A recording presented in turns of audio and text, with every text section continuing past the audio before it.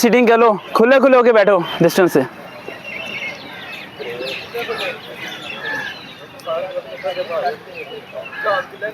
बेटा डिस्टेंस से बैठ जाओ, कुछ नहीं बैठ जाओ। गीला है ज्यादा तो उधर चलें फिर।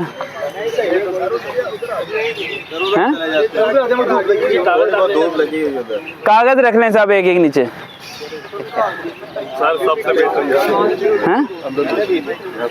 नहीं चलो आ जाओ, उस ट्रैक पे आ जाओ भाई। तो भाई लानस रोड वहाँ चलते हैं, रोबोट ऑफिस।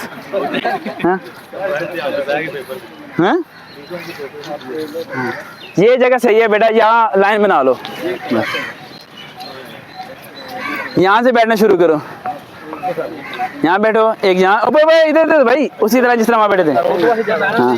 हाँ बैठ जाओ बैठ जाओ, बैठे बैठे बैठ जाओ, बैठो बैठो बैठो, ठीक है बैठ जाओ बैठ जाओ, डिस्टेंस से बैठे रहो बेटा।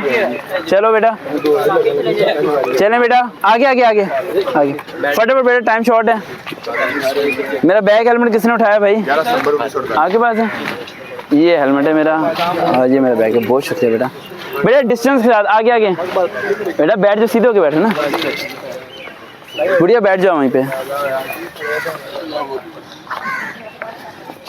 बैठ जाओ बेटा।